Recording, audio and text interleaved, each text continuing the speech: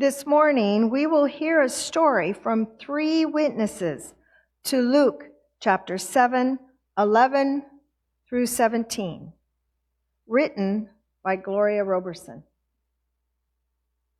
Some time later, Jesus went to a town called Nain. We would need to be here in Nain today. I wondered why. Simon Peter, he asked before I even had a chance. Jesus told us he simply had a feeling we should be here today in Nain. Yet, before he could explain any further, we heard a loud commotion approaching from the other side of the wall, close to the gate. A din of grief-stricken sounds that only death can bring from sorrowfulness, weeping, sobbing. I could clearly hear the words of a woman pleading, "Why? Why?" Suddenly this group, it was a large group, came through the gate. Several men carried a stretcher. I assumed it was a dead child. A woman walked beside him, her hand on the child's leg and sorrowing. "My son! My son!" It was early this morning when I finally arrived at the gate of Nain. It had been a 2-day uphill climb all the way from Capernaum. I was dusty, dirty, thirsty, hungry, tired, and anxious to lay my head down. As I neared the gate, I heard loud voices coming from the other side, crying, praying, moaning. I knew it was the morning of someone's death.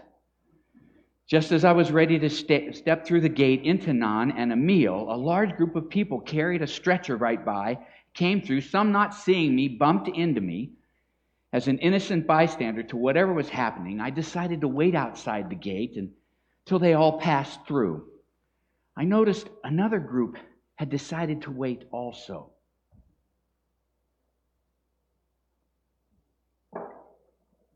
When I left Nain through the gate, heartbroken, I could barely take a step, barely breathe. I felt I was suffocating, my mind empty. I am already a widow, and now I wanted to die. My son was my life. I heard someone sobbing and saying over again and again, "Why? Why? Why my young son, my only son, my only child? What had I done to cause Yahweh to punish me by taking my son, my future, my life, his life?"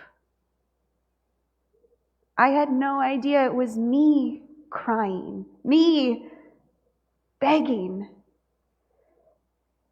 I looked at the child on my stretcher and I saw someone holding his foot with their hand. I had no idea it was my hand.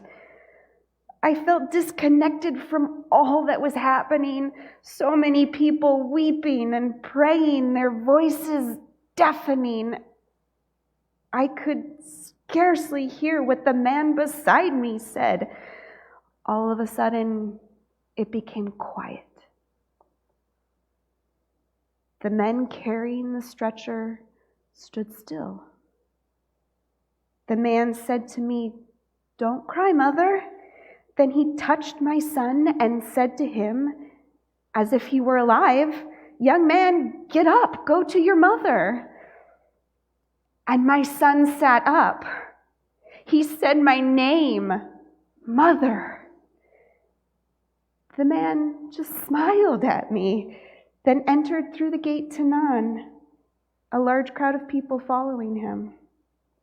I touched my son. He was alive, from dead to alive. I kissed his face, his hands, the top of his head.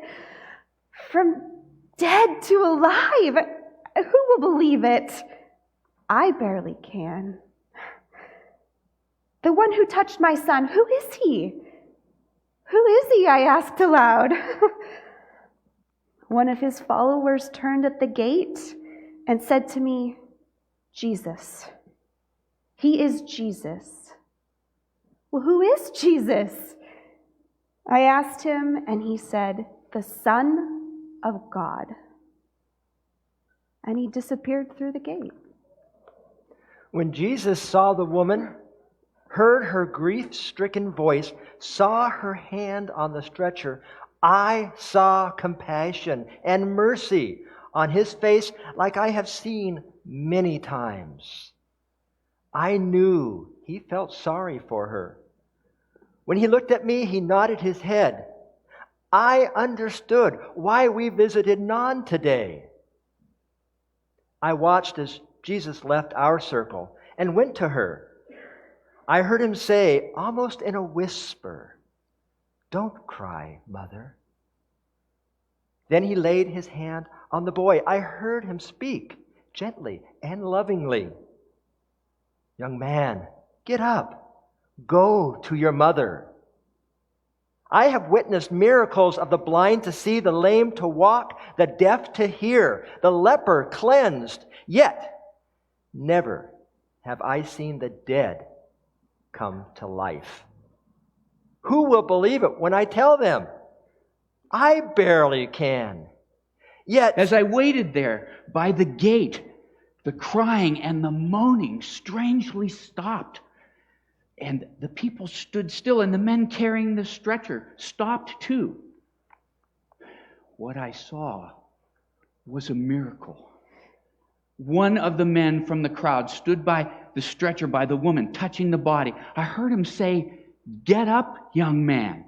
Go to your mother," of which he did. I don't know how going from dead to alive happens, but I did see it, and I saw who made it happen. Someone said his name was Jesus. I decided to join this Jesus and his followers into Nain, and maybe see what else he could do.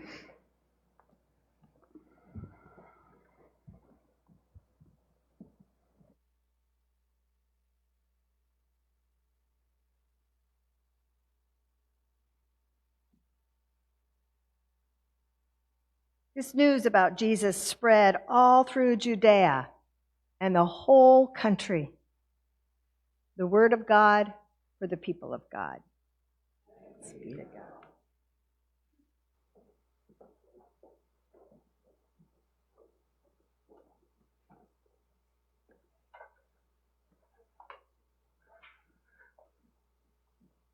Thank you, choir. Now, if you thought that exorcisms and miraculous healings were hard to believe a couple weeks ago, this week's text gives us a real run for our money. This isn't just some story of someone who was really sick or who had just died or was only reported to be dead, one where we could justify that the people simply misunderstood the diagnosis or the prognosis. We could say something like, he actually was alive and Jesus just healed him. This story takes place as a part of a funeral procession where one would seemingly have to be dead in order to have been grieved and remembered, memorialized and prepared for burial, and on the way to the grave. It's there in that moment, on the way to the grave, that we find ourselves. It's there that this mother is led by the mourners to see and touch and maybe even kiss her son's forehead one last time, where there's wailing and tears, the tearing of clothes as the visible sign for emotional pain. It's there that we see Jesus. And it's there that Jesus sees this woman, He hears her anguish and he feels her heartache. He feels the devastation at losing her son, something every parent dreads. No one wants to bury their child. But Jesus also sees deeper into her story. He understands that this isn't the first major loss that she's had. She also lost her husband. And in losing them both, in being a widow and a childless mother, she has lost her future. Remember, in that day, women couldn't work outside the home. They couldn't earn a living. To have no man, no husband or son, would leave her destitute, dependent as a beggar. The story tells us Jesus said to the son, Neaniskos, which means young man, a term that was used in the Greek for those who are in the prime of their life. Neaniskos was already grown. He could work, he could earn, he would be ready for marriage and a family. It was Neaniskos who had died, leaving his mother, who would now be alone, no longer in the prime of her life. And then an interesting thing happens. We don't hear from the woman. No request, no recognition of Jesus, seemingly no awareness even of his presence. But he comes on the scene. He stops the procession. He touches this man and he tells him to rise up.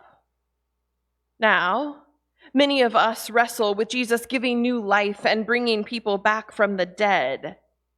But despite our doubts or our wrestling, this story is another one of those pieces that is integral to who Jesus was as we know him in the Gospels. In fact, just before this passage, in the first part of Luke 7, Jesus raises the centurion's servant from the dead. But it wasn't just these two occasions, there were others. There was Lazarus, there was Jairus' daughter. Jesus raises them. He says, Egiro, get up, rise up, live.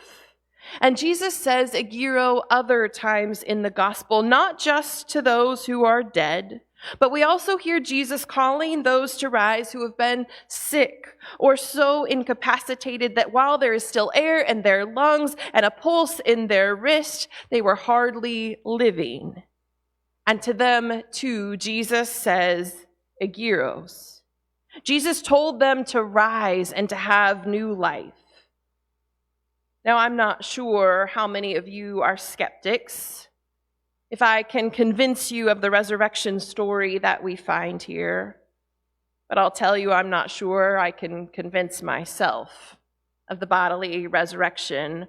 But what I do know from the gospel stories is that the people who spent time with Jesus, the ones who clamored for his attention, the ones who walked days, if not more, in order to stand in his presence, were completely convinced of his resurrection power, both from death and from illness and from marginalization within the community. Jesus stood as the hope of new life.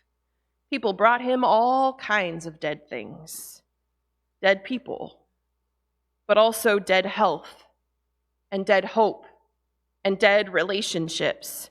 And somehow Jesus was able to tell each one, Egiro, rise up, walk away from death, embrace new life. Now I can imagine many of us have loved ones who have died that we wish could experience a resurrection story so that we could hold them again, so that we could hear their laughter, even so they could help and provide for us again. And yet those prayers have not been answered. So we shy away from passages like this. We struggle to make sense of them, but we also struggle when they fail us, when we don't get the same miracle that the mother did. But before we walk away entirely, I'd invite us to slow down and see the dead around us, not in the zombie sense, but the things that have died, the relationships, the opportunities, the well-being, the future that we had planned and thought we built for ourselves, the imagination, the justice, the peace. Look at the dead things. Allow yourself to really see them. And bigger still, allow yourself to feel them. Name your losses. What are you grieving? What hope? What future? What assurance? Some of us are grieving an illness, one that is taking time and energy and brain power from our daily lives, one that is taking our health and vitality or that of someone that we love. Some of us are grieving the brokenness in our world, war, starvation, lack of clean water, polluted oceans and rivers and air, lack of education, lack of medical care, tyrannies and dictatorships. Some of us are grieving relationships, the love that we thought we would share, the support we thought we could count on, the hope of shared holidays and birthdays and family time together lying shattered on the floor before us. Some of us are grieving for our country. There isn't the pride that we've seen before. There's more division, injustice, more prejudice, even though many of us have lived through eras where all those things were loud and prominent, and we fought for things to be different. Yet here we are still struggling as a nation. Some of us are grieving physical deaths, partners and parents, siblings, children, neighbors, co-workers, and friends. They lived their lives of however many years and now are no longer with us, and our hearts are heavy. In naming those things, in feeling this sorrow, we find ourselves with the crowd surrounding the women, grieving for her and with her, but also grieving their own heartaches and losses.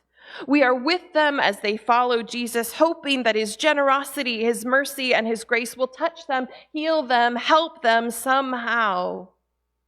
And as people of faith, we are called to look with hope and expectation for this one who has done so much for so many, and to ask his benevolence upon our lives. Jesus, help me.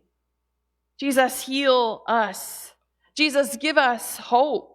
Jesus, change the course of our story. We need you. She needs you. He needs you. They need you. Can't you see that we are ready? We're expectant. We are praying. We are begging. We are asking.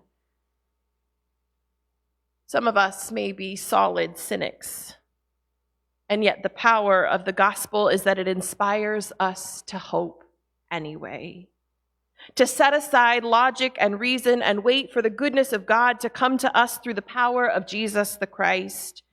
Frankly, I will tell you that as one of those solid cynics who loves logic and reason, I want it to make sense. I want to be able to explain it, to wrap my hands and mind around the power of Christ, and yet I can't. But somehow, the stories that I have come to know from these scriptures and from those witnesses that have come after allow me to hope, against all reason and logic, that somehow the things and the situations that I grieve, the ones that keep me up at night, the ones that confound me and wear me down, have possibility of receiving the resurrecting power of Christ, not because I understand it, not because I can manifest it in my own right, but because God, who we come to know in this man, is deeply dedicated to God's people. This God is about transforming the dead and dying things into new beginnings and new life. And that's not just what I believe because of the stories that I find in the Bible. It's not just because I need to cling to hope so that I don't become despondent. It's what I believe because of testimonies of real people, ancient people, but also modern people. Friends and family who have seen the power of Christ in their lives. The testimony comes from a friend named Kathleen, who's just 2 years younger than I, who was in college when she was diagnosed with leukemia. And at that time, in the early 2000s, that diagnosis meant death. 9 out of 10 patients with her diagnosis would die in under 5 years. But while Kathleen pursued treatment, the science progressed and the research developed, and so now that statistic is inverted. 9 out of 10 patients with her diagnosis will live more than 5 years. And last week, Kathleen marked the 17th anniversary of her diagnosis. There's testimony in her story. And there's testimony from my friend Bill, who's a retired veteran who loves Jesus and is not afraid to share it. He is a prayer warrior. He is a big man with a bigger heart, who 3 weeks ago was emailing me about birthdays and the power of God, and then 2 weeks ago was in the ICU on a ventilator, and his family was discussing pulling life support. And I was told he probably wouldn't make it through the day. And the next day, it was told to me things have changed. He's been flown to Kootenai in critical condition. We hope he makes the flight up there. And then last week, he was taken off the ventilator and was talking and praising God for his story. There's testimony that comes from friends who have struggled with addiction to alcohol and drugs, but now celebrate 10, 20, 30, even 40 years of sobriety.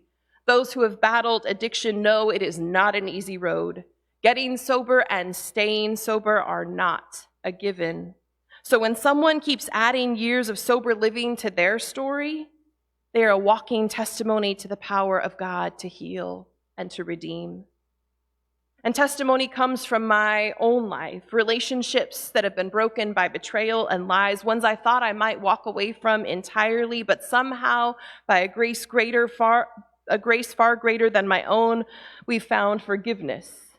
We've rebuilt trust, and there has been true reconciliation. There's a testimony that comes from my hardest, darkest day when I planned what it would take to be done with it all. I made a feigned attempt to reach out for help, calling a friend I knew wouldn't answer because she was at work. But her husband did. And when he told me at the end of our conversation where I had revealed nothing to take care of myself, he hung up, and I started to bawl because I simply didn't want to. I didn't know what to do, but his words stuck with me, so I did the only thing I knew to do. I called him back. And I confessed my truth, my deepest pain. And he told me that when he felt that, he confessed that he had felt that, he got on his knees and he prayed. He talked with me and he listened to me, and in simply speaking my truth, the light broke through and the darkness began to recede. There's testimony that comes from patients who lived much longer than the doctors ever thought they would. And from a man named George that I know who was told he would be blind within 6 months, not able to see a thing. And now, some 15 years later, he has watched each of his 3 girls walk down the aisle and be married. The power of Christ to redeem and raise up isn't mythology or lore. It isn't bound to the first century or the people of the Bible. The power of Christ transcends time and place and comes to us even today. So if you are grieving ability or relationship or death or change or injustice, don't give up. Call on Jesus. Ask him to be present. Seek him out. Follow him around. And believe that your testimony might be changed by this man, just as it was for the widow, or for Kathleen, or Bill, or George, or those in recovery, or me, or someone else you may know. To each of us, Jesus says, Agiros, rise up, walk away from death and into life. May it be so.